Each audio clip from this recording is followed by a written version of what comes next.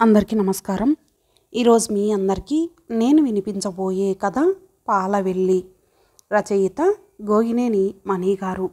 ఇక కథలోకి వెళితే, 4 రోజులు ముందుగా రమ్మంటే ముహూర్తం వేళక రావటం.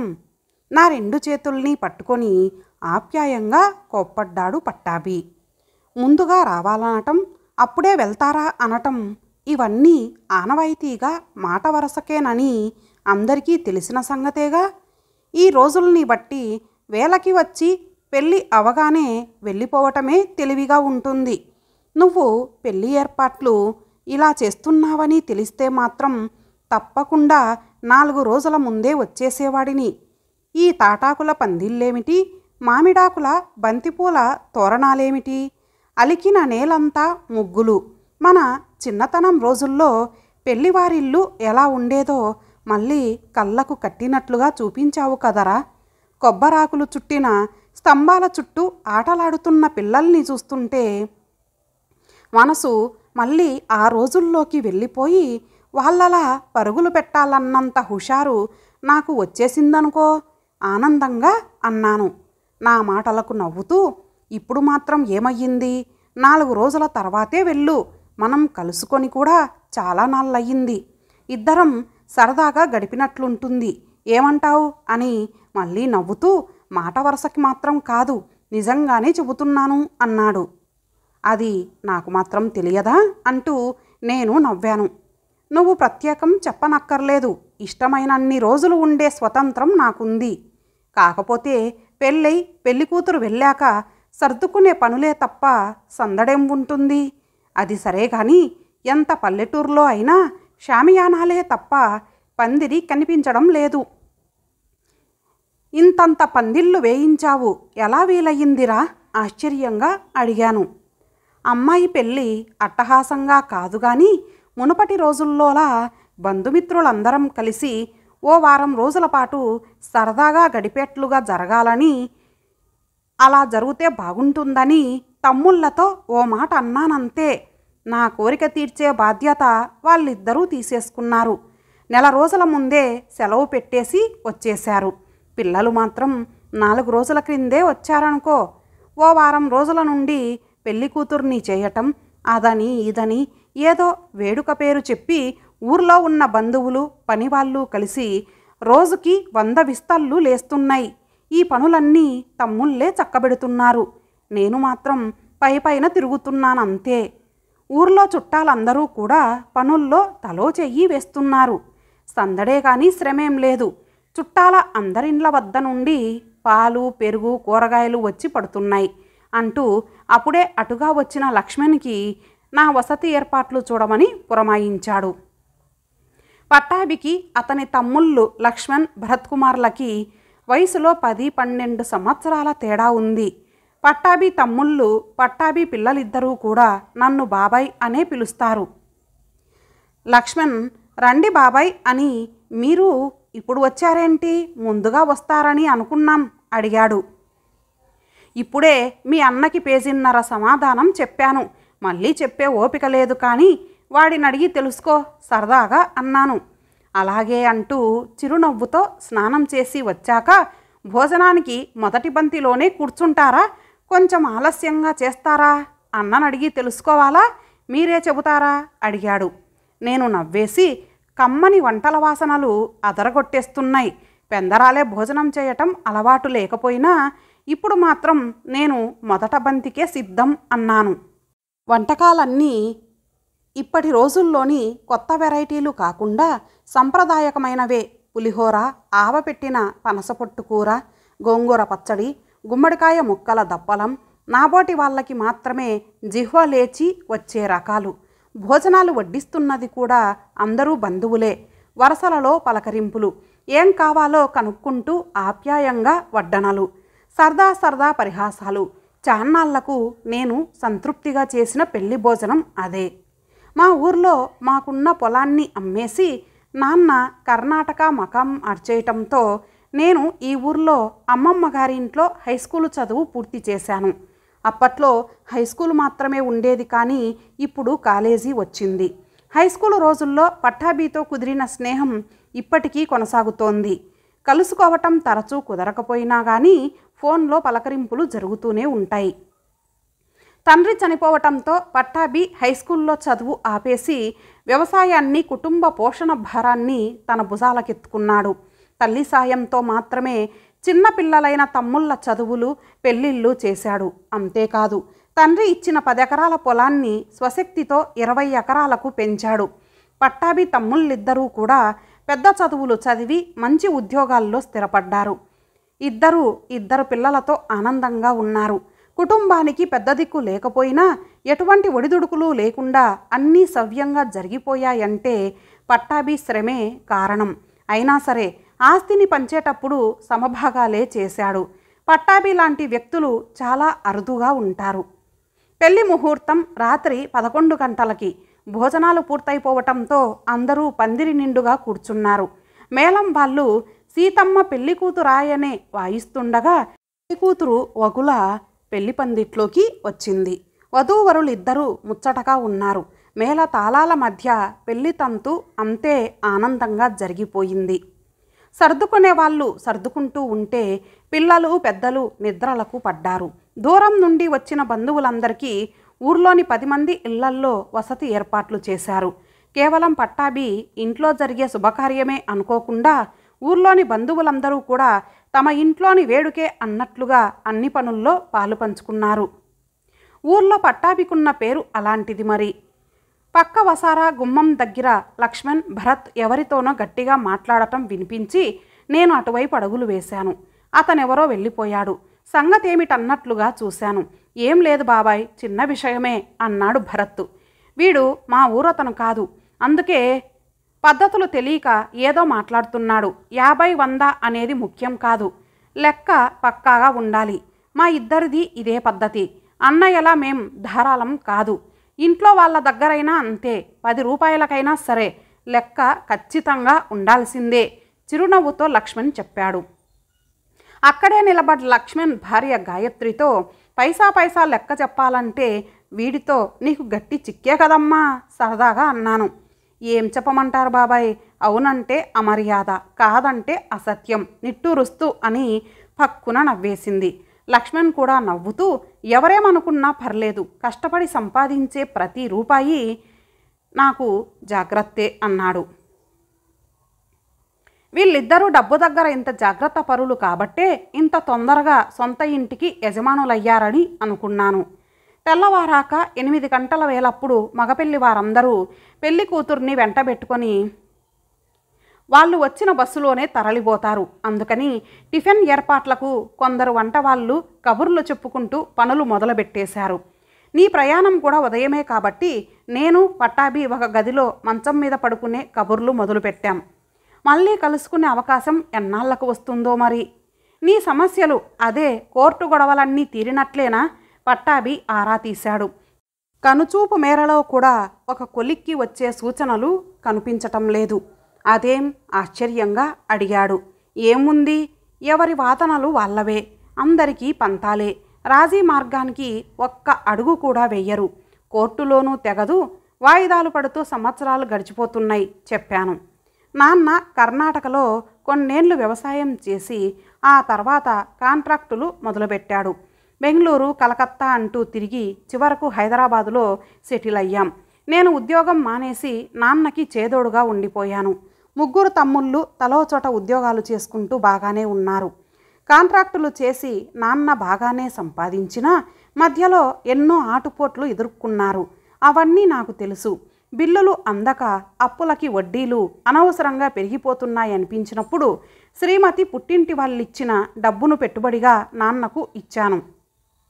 తర్వాత తిరిగి తీసుకున్నా కానీ సమస్యలు వచ్చినప్పుడు ఆదుకోగలిగానని నేను అనుకుంటాను. నాన్న ఉన్నప్పుడే పంపకాలు జరిగినా కానీ ఆ తర్వాత అందిన డబ్బుతో చాలా సమస్యలు వచ్చాయి. తమకి అన్యాయం జరిగిందంటూ తమ్ముళ్ళు కోర్టుకెక్కారు. మనస్పర్ధలు పెరిగి రాకపోకలు కూడా ఆగిపోయాయి. ఎంత ఆస్తి ఉంటేనేం, తెమలని కోర్టు గొడవలతో అయిన వాళ్ళ మధ్య సఖ్యత లేక ప్రశాంతత అన్నదే లేదు. నేను రాజీ గురించి ఆలోచిద్దామన్నా పెద్దవాళ్ళైన పిల్లలు, శ్రీమతి కూడా ఒప్పుకోరు. నా మనసు విప్పి పట్టాభికి చెప్పుకున్నాను. సమస్యలు వచ్చినప్పుడు నాన్నని ఎలా చేస్తున్నారు ఏమిటి అని అడిగిన వాళ్ళు లేరు, కానీ పంపకాల దగ్గర హక్కులంటూ మాట్లాడుతున్నారు. బాధ్యతలు పట్టలేదు కానీ భాగాల దగ్గర మాత్రం పట్టుదలలు. కుటుంబ సమస్యలకి నేను ఆదుకున్న సందర్భాలు ఎవరికీ గుర్తులేవు. 10 రూపాయలు నావి పెట్టుబడిగా ఇచ్చి 100 రూపాయలు తీసుకున్నానని ఆరోపణలే కాకుండా అలాంటి స్వార్థంతోనే ముందుగా పెట్టుబడి పెట్టానని ఎన్నో మాటలు అన్నారు. ఒక తమ్ముడైతే వారసత్వపు ఆస్తి పంచుకునే సమయం వచ్చే వరకు ఏ మనిషి స్వభావాన్ని ఎరుగుదుమని అనుకోవటానికి వీల్లేదని ఎందుకన్నారో ఇప్పుడు తెలిసింది అని నా మొహం మీదే అన్నాడు.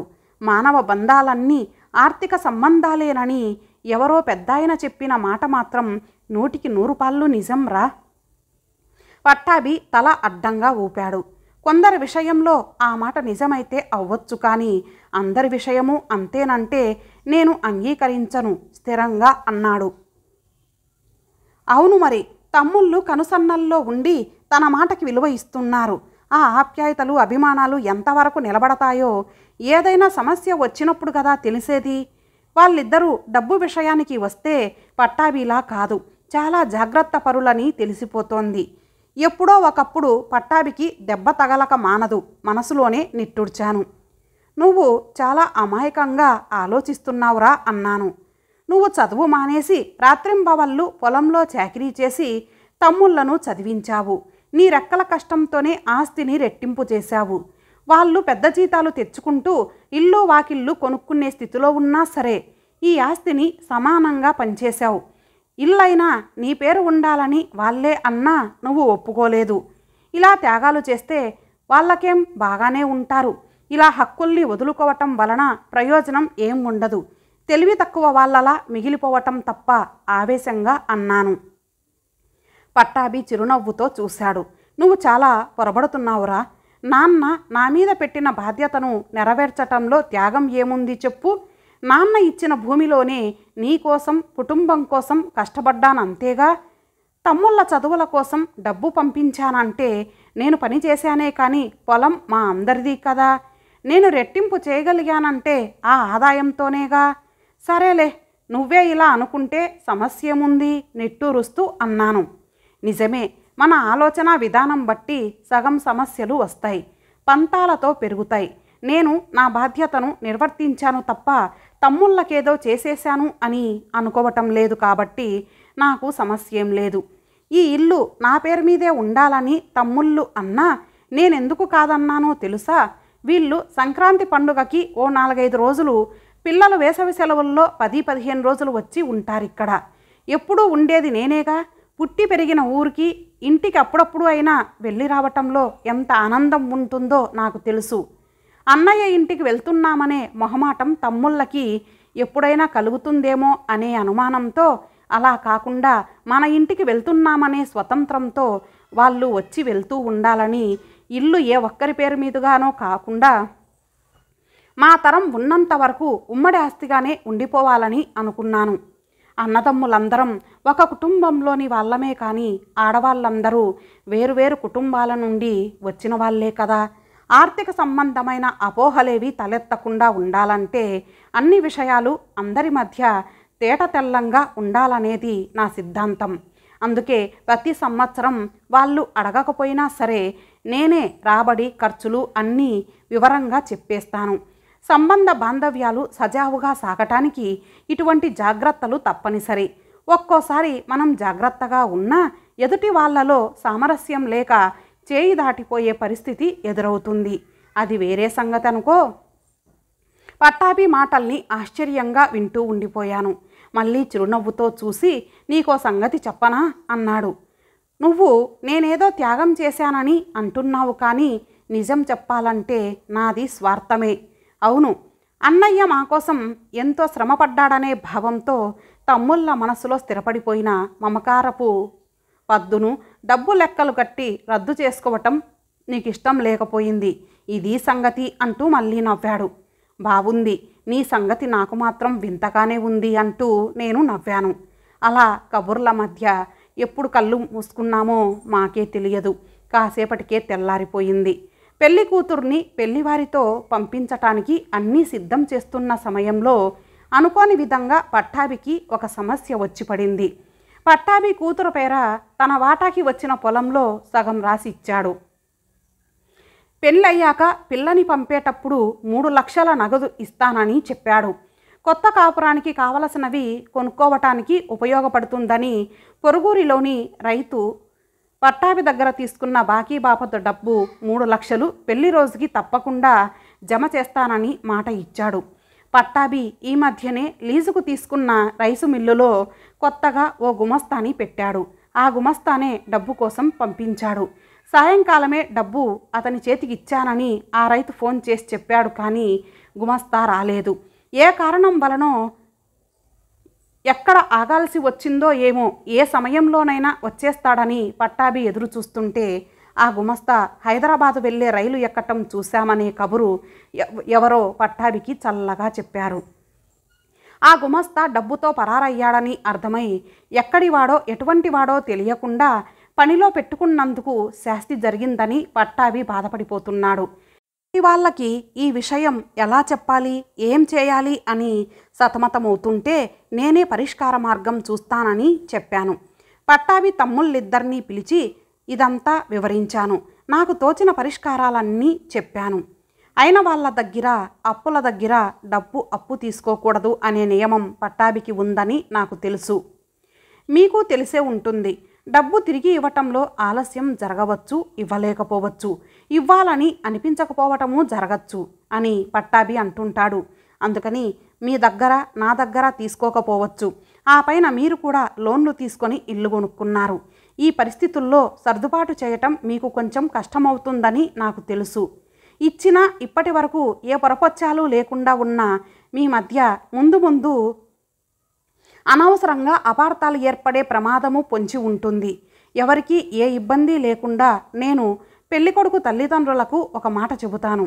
ఈ సమయంలో డబ్బు సమకూరలేదని చెబితే కట్టుకథ చెబుతున్నట్లుగా వీళ్ళకి అనిపిస్తుంది. తర్వాత ఇస్తామని అంటే అసలు ఇవ్వమేమో అనే అనుమానం కలగచ్చు. అందుకని డబ్బు సమకూర్చి ఇచ్చాకనే అమ్మాయిని కాపురానికి తీసుకెళ్ళమని అడుగుతాను. వాళ్ళకి అనుమానం లేకుండా ఉంటుంది. ఒక నిమిషం ఆగి విడిదింటికి వెళ్ళి నేనే ఈ మాట చెప్పిరానా, మీరు నాతో వస్తారా అడిగాను. కాసేపు ఉండండి అంటూ ఇద్దరూ లోపలికి వెళ్ళిపోయారు. ఏముంది, ఇద్దరూ వాళ్ళ శ్రీమతులతో ఈ విషయం చెప్పి ఏం చేయాలని సలహా అడుగుతారు. అంత్యనిష్ఠూరం కంటే ఆది నిష్ఠూరం మేలని పెద్దలు చెప్పారు. బాబాయ్ కూడా అదే అన్నారు గనుక అలాగే చేయండి అంటూ వీళ్ళు నా సలహాకే ఓటు వేస్తారని నాకు తెలుసు. కానీ చిత్రంగా నా అంచనాని తలక్రిందులు చేస్తూ 10 నిమిషాల్లోనే నా చేతుల్లోకి 3 లక్షలు కాదు, అక్షరాల 6 లక్షల నగదు చెక్కుల రూపంలో వచ్చి పడ్డాయి. లక్ష్మణ్, భరత్ ఇద్దరూ కూడా ఒకరి తర్వాత ఒకరు వచ్చి డబ్బు ఇచ్చి ఒకే రకంగా మాట్లాడటంతో నాకు తల తిరిగింది. వాళ్ళు చెప్పింది ఇది: అన్నయ్య ఇప్పటి వరకు అన్నీ మాకివ్వటమే కానీ మా దగ్గర నుండి ఏమీ తీసుకోలేదు. అది అన్నయ్య గొప్పతనమే కానీ మాకు మాత్రం చిన్నతనంగా ఉంటుంది. ఇప్పుడు ఇలా ఇవ్వగల అవకాశం దొరకటమే ఆనందం. ముందు ముందు అపార్థాలు కలుగుతాయేమో అనే భయం మాకు అస్సలు లేదు. అన్న తిరిగి ఇవ్వాలని కానీ ఇవ్వలేడేమో అనే అనుమానం కానీ మాకు లేదు. అలా మేము అనుకుంటే కదా. అన్న ఒప్పుకోడని చెప్పలేదు కానీ మా ఇద్దరి వాటాల్లోని చెరి 1 ఎకరం వకుల చిన్నాలకి ఇవ్వాలని మేము నిర్ణయించుకున్నాం. వకుల అన్న కూతురే కాదు, మా అందరి అమ్మాయి. ఇది మా ఇంట్లో ఘనంగా ఆనందంగా జరుగుతున్న మొదటి శుభకార్యం. ఏ లోటు ఉండకూడదు. ఇప్పటికిప్పుడు డబ్బు సమకూర్చి ఇచ్చాకే అమ్మాయిని కాపురానికి తీసుకెళ్ళమని వాళ్ళకి చెప్పటం అన్నకే కాదు మాకు అది అవమానమే. మా జీతాల్లో హెచ్చు భాగం ఇంటిలోనికే సరిపోతున్నమాట నిజమే అయినా మేము ఉద్యోగాల్లో చేరినప్పటి నుండి ఒకల పెళ్లి కోసము విడిగా పెడుతున్నాం. అదే కాదు, ఎంత అవసరమైనా అప్పు తీసుకొని తీర్చగలమనే ధీమా ఉంది. పెళ్లి అవసరాల్లో పనికి వస్తుందని మేము తెచ్చిన డబ్బు. అన్న అభ్యంతరం చెబితే ఒకలకి ఏ రూపంగా కానుకగా ఇవ్వాలో ఆఖరున వదినతో సంప్రదించి నిర్ణయించవచ్చని అనుకున్నాం. ఇప్పుడు అవసరం ఇలా వచ్చింది. వకుల, చిన్న ఇద్దరూ మా పిల్లలే అనుకుంటున్నప్పుడు వాళ్ళకేమైనా ఇవ్వవద్దనే హక్కు అన్నకి లేదు. అన్నకి ఏం చెప్పి ఒప్పించి ఎలా చేస్తారో కానీ డబ్బు అందలేదనే మాట బయటకు రాకుండా సవ్యంగా జరిగిపోవాలి. వాళ్ళిద్దరూ తప్పించుకోవాలనుకోవటం లేదు, ఏమైనా చేయాలని తప్పిస్తున్నారు. మానవ సంబంధాలన్నీ ఆర్థిక సంబంధాలనే మాటతో ఏకీభవించి గట్టిగా నమ్మే నాకు వాళ్ళిద్దరి ప్రవర్తనతో కనువిప్పు కలిగింది. ఆ మాటకి మినహాయింపుగా ఇలాంటి కుటుంబాలు ఉన్నాయి. మీరందరూ ఇక్కడ సమావేశం అయ్యారా అంటూ మేము కూర్చున్న గదిలోకి పట్టాభి వచ్చాడు. మీ గుమస్తా జగ్గారావు వచ్చి నువ్వు నిద్రపోవటం చూసి నీకిమ్మని ఈ డబ్బు ఇచ్చి ఇంటికి వెళ్ళాడు. కాసేపట్లో వస్తానన్నాడు. సాయంకాలం దారిలో బండి ఆగిపోతే రిపేరు చేయించే మార్గం లేక నానా తంటాలు పడి తెల్లవారుజాముకి ఎలాగో చేరగలిగానని చెప్పాడు అంటూ నా జిప్ బ్యాగులో ఉంచిన డబ్బును పట్టాభి చేతుల్లో పెట్టాను. లక్ష్మణ్ భరతులిద్దరూ షాక్ తగిలినట్టుగా నా వైపు చూశారు. అప్పుడు పట్టాభికి నేను ప్లే చేసిన ట్రిక్ గురించి వివరించాను. నువ్వు జగ్గారావు తీసుకువచ్చే డబ్బు కోసం ఆత్రుతగా ఎదురుచూస్తున్నావని నాకు తెలుసు కదా. అతను తెచ్చి ఇచ్చినప్పుడు వీళ్ళు చూడలేదుగా, అందుకని సరదాకి అలా చెప్పాను. వీళ్ళు గనుక పెళ్లి వాళ్లతో అలాగే చెప్పి వద్దామని అంటే అప్పుడు అంతలోనే జగ్గారావు వచ్చాడు, సమస్య లేదని చెబుదామని అనుకున్నాను అంటూ పట్టాభి చేయి పట్టుకొని మీ అమ్మా నాన్నలు ఏ ఉద్దేశంతో ఈ పేర్లు మీకు పెట్టారో కానీ పట్టాభిరాముడు, నీ తమ్ముళ్ళు నిజంగా లక్ష్మణుడు, భరతుడు అంతటి వాళ్ళేరా ఆనందంగా అన్నాను. వకుల, చిన్నాలు ఎప్పుడు ఏ పని మీద ఆ గదిలోకి వచ్చారో మేము గమనించలేదు, కానీ మా మాటలన్నీ వీళ్ళు విన్నట్లున్నారు. వకుల విసురుగా నా దగ్గరకు వచ్చి సీరియస్గా, మీ ఉద్దేశం ఏంటి బాబాయ్? మీరు అలా చెబితే వాళ్ళు సరే అంటారనుకున్నారా అంది. ఏం, ఎందుకు అనకూడదు? వాళ్ళ గురించి నీకప్పుడే ఏం తెలుస్తుంది అన్నాను. అయితే మీతో నేను పందెం కాస్తున్నాను. విశాల్ అస్సలు అలాంటి షరతును ఒప్పుకోడు. నన్ను కాపురానికి తీసుకెళ్లటం డబ్బుతో ముడిపెట్టడు. కావాలంటే వెళ్ళి చెప్పి చూడండి అంది. అంతేకాదు, అలా చెప్పాల్సిందే అంటూ ఒత్తిడి చేసింది. బాగుండదని విన్నా వినలేదు. పట్టాభి కూడా నవ్వుతూ చూస్తుంటే సరే చూద్దామని విడిదింటికి పక్కనే కదా వెళ్ళాను. విశాల్ని పిలిచి మెల్లగా చెప్పాలనుకున్నది చెప్పి నా వెంట పెట్టుకొని వచ్చి పట్టాభితో అబ్బాయికి చెప్పాను. సరే అన్నాడు. గడువిచ్చారు కదా అని నువ్వు తాత్సారం చేయకు. వీలైనంత తొందరగా డబ్బు సమకూర్చుకొని అమ్మాయిని కాపురానికి పంపించేయాలి అన్నాను.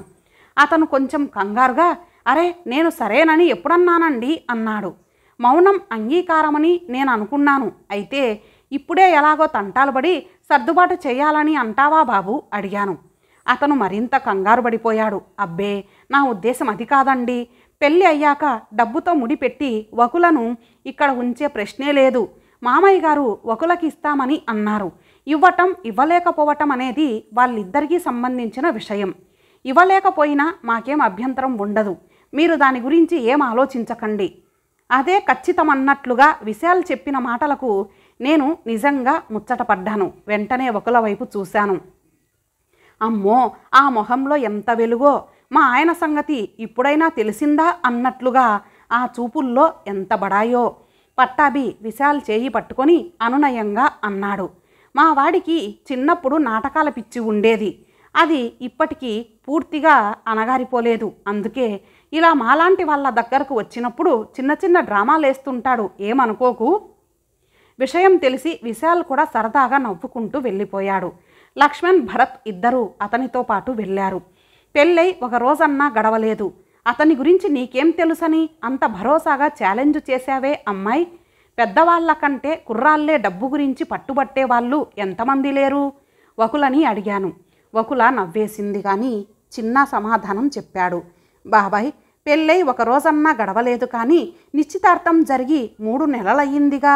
3 జన్మల తర్వాత మళ్ళీ ఇప్పుడే కలుసుకున్నట్టు ఆ జన్మల ముచ్చట్లన్నీ పెళ్ళికి ముందే చెప్పేసుకోవాలన్నట్టు రోజుకి 12 గంటల చొప్పున కబుర్లు చెప్పుకుంటున్న వాళ్ళకి ఒకరి గురించి ఒకరికి ఎందుకు తెలియదు? అన్ని గంటలు మాట్లాడుకుంటున్నారని నీకేం తెలుసురా అన్నాను. అయ్యో బాబాయ్ అంటూ తలపట్టుకొని యాక్షన్ చేశాడు. సెల్ ఫోన్ బిల్ కట్టేది నేనేగా అన్నాడు. మళ్ళీ నవ్వుతూ ఇంకో మాట అన్నాడు. బాబాయ్, అక్క రోజు ముచ్చట్ల ద్వారా బావ నరాల్లోకి ప్రేమని ఇంజెక్ట్ చేసింది. దాంతో బావకి వ్యాధి నిరోధక శక్తి బాగా పెరిగిపోయింది. డబ్బు జబ్బు ఎప్పటికీ సోకనే సోకదు. వాడి తమాషా మాటలకి అందరం నవ్వాం. పెళ్లి కూతురితో మగపెళ్లివారు తరలి వెళ్ళగానే హడావుడి సద్దుమణిగింది. కాసేపటి తర్వాత నేను ప్రయాణమై పట్టాభి దగ్గర వీడ్కోలు తీసుకుంటూ మీలాంటి కుటుంబాలు కొన్ని ఉన్నా సరే ఊరంతా కూడా పచ్చగా పాలవెల్లిలా కలకలలాడిపోతుంది. నిజం ఆనందంగా అన్నాను. ఏ విషయమైనా తేట తెల్లంగా ఉంటే కొన్ని సమస్యలు తలెత్తకపోవచ్చు. మా అన్నదమ్ముల మధ్య సమస్యలకి నా పొరపాటు కొంత ఉందని అప్పుడు అనిపించింది. ఇంతటితో ఈ కథ సమాప్తం. మరలా మరొక మంచి కథతో కలుద్దాం. అంతవరకు సెలవు. నమస్తే.